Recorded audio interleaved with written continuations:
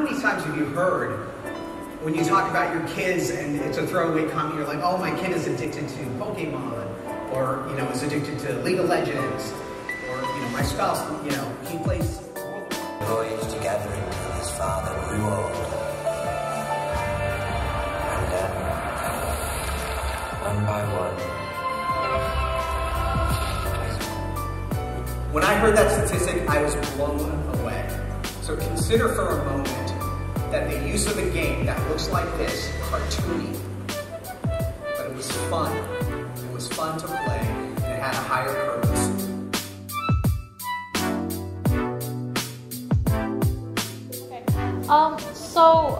Rob, can you tell us a bit about what is 19 Entertainment is actually? Sure. It's an entertainment company that was founded by Simon Fuller. Okay. Simon, as you know, is a creator of American Idol, so you think you could dance in many, many other entertainment properties. Sure. And its focus is on building intellectual properties in entertainment and long, valuable, sustainable brands. Okay, okay. So from your presentation, how do you see actual technology impacting the entertainment industry? Well, I think technology has always impacted the industry. When you go back to even home video with VHS and then DVD and then video game consoles went into the living room. Yeah. And that always impacted it. But I think this is a very, very exciting time for entertainment in general as things grow and change on a regular basis. It's very exciting to be a content creator, to be a distributor, you know, to be talent itself. Yeah. Yeah, I think there's a fascinating new world that's evolving. Which is trending right now, right? Yeah, yeah. And I think technology is actually what's going to enable a lot of it. You know, from data to distribute, you know, to how people consume content, how people pay for content. I think it's going to all change, and it's going to be exciting. So, what do you think about the entertainment industry in Indonesia, especially? Do you think we have talent that maybe you think as good as you have in Hollywood? Yes, 100% for sure. I don't know that much about the business of entertainment in Indonesia, but I can tell you that absolutely almost every country has talent. It's just the discovery of that talent, it's nurturing that talent, it's putting that talent into a platform for them to thrive. So to direct answer to your question, I say absolutely. I think there's probably amazing talent here in Indonesia, in music, in acting, in writing, directing. I think that... Have you met them here? I've met a few, I've met a few, and it's been, you know, they have a very interesting perspective, a very innovative look, a very culturally, you know, centered way of telling stories. And plus, I think you heard it, I actually am a big fan of dangdut music. Really? Yeah. And everyone says, oh, that's so country, but I think that it's so unique that it speaks to me. I think music, dangdut music is pretty exciting. Where did you hear it? I mean, from the internet or a colleague of yours? No, I heard it from some colleagues who are here in Indonesia. You know, we're partnered with GP Ventures, and I can't remember who on the team goes, oh, you should listen to dangdut. I think it was Martin. Oh, okay. Yeah, I think Martin Hartona said, you should listen to this. And I started listening to this, and I really got into it, and I started to like it. And so now I search it online, and I view the videos, although everything is sung in Bahat, is it? Yeah. So I don't understand. But I like the beats, and I think that maybe remixing might be cool. I think there's maybe some ways. So you think that dangdut music has a very big chances to go, you know, get more attention in international arena? You know, I don't know about that specific question because music is not my specialty necessarily. But I know personally I really enjoy it. And I listen to Via Milan. That wasn't, you know, when I said that on stage, it was true. I mean, these are things that I really have enjoyed. Okay. You said earlier that you're right now working on a new project called Now United. What's the story behind the project itself? Well, Simon talked about this in Bali. Yeah. But the project itself is essentially it's uniting the world through song and dance. And it's essentially a pop group made out of very young and vibrant, energetic talent, from 14 different countries. So you have each member of the group is from a different country, and they come together to celebrate their diversity. How the process of choosing of one of the every member until it made it into a group? Well, Simon ultimately chose, and he did it very grassroots. And he had a team and himself. They traveled around the world, and they would just hold these local auditions. And they were being submitted from different outlets, and he would look at them, and he brought a number of them to Los Angeles. And then when the group came to Los Angeles, then they competed, and then he chose. He chose the initial 14. So what's the difference compared to other, pop vocal groups that already being created before? I mean, other than they're coming from several countries and then made into a group. Well, as far as I know, that is one big differentiator. Is that it's never been done where you've taken it from all the countries, and it influences the music that is being written and performed. It's got flavors from all the different countries inside of the music. And so those are some big differences. Another big difference is Simon's vision for this is always to eventually give the group over to the fans. And they're going to let the fans decide who's going to be next. And let the fans decide what they want to do. Do they want to participate, in their own countries? Do they want to compete to maybe get into the official group?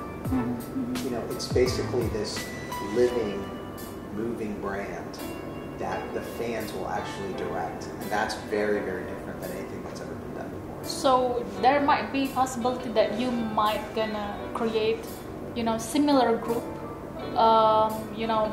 and then creating, not only Now United, only one group, but another group as well? There will always be one official group.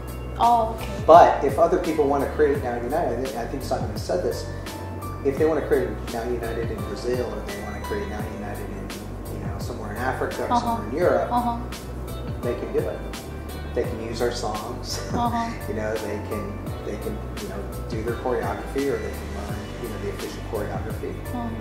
It's wide open as far as what people can do. Do you think that we Indonesians have opportunity to join the group, the Now United? Yes. As a matter of fact, there is an effort now to... Is there any audition here? I'm sorry? Is there any audition to join this? Not yet. But soon. But we're working towards, having Indonesia definitely be, a partner and have talent from Indonesia to be part of it. Yeah. But not soon, like this year or maybe next year. I can't talk about the timing, but I can say that Indonesia is important to us, and Simon believes this is a very vibrant nation and a very vibrant culture, and there's probably loads of talent, singing and dancing talent. Okay, and then as a celebrity, you will need the power of social media to introduce them to the public and then connect them with their fans. And you already did that for Simon Chill, if I'm not mistaken, when she launched the line of bags. How did that happen? Well, there's a big trend happening where you have celebrity and influencers becoming celebrities, and they are passionate about something. And if they're passionate and it's authentic, then they start to launch lines of product or businesses on their own. Look at Kylie Jenner. The whole Kardashian crew. They have their own lines of product. Rihanna has Fenty Shay just happens to be a lover of travel and exploration. So as she's traveling, she's figured out what she really loves and what she needs, and one of the things are bags. So that's very authentic to who she is and the activities she does. So she designed, co-designed, and launched a whole line of bags and luggage. But do you think that celebrity itself is representing their real, real life side on their social media account, or sometimes just like fabricated? I think that, and let's go back to before Instagram. With someone like Vin Diesel on Facebook, or Adam Sandler. They were very authentic. So what you saw was who they were. You saw a day in the life as they're posting content. It was very authentic, very real. And I think that audiences and fans can tell when it's real or when it's fake. Whether a publicist is doing it versus a real person. Especially young audiences. Gen Z or millennials, they're very, very savvy. So they can tell when something's not real. And so I think for the most part, I like to think positively, and that they are depicting their real selves. But I don't know, because I don't run all the celebrity sites, but or the celebrity channels. But I'd like to think that that's who they are for the most part. Are you also a social media user too? I will answer that in 2 ways. Okay. Yes, I am very familiar with social media, but no, I personally do not like myself being on social media. Yeah. Why is that? I think I'm just generally a private person. I am of a generation earlier. And, I don't know, every time there's a Facebook hack, I never have to work again. Because social media really like changing our lives, changing the way we see even food. Every time you come to the restaurant, all you have, we're Asian, Indonesian especially, before you eat the food that is, and then you upload it on the social media. Is it truly? It's just not something I enjoy. If I enjoyed it, then maybe I would do it. But if I have sort of artistic desires or I want to share something, I like to share it with a community of close friends.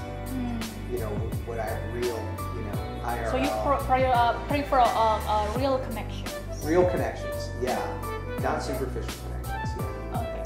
My last question's for you, bro. As a former CEO of film, television, and game production company, what kind of opportunities are ahead in the next few years in your vision?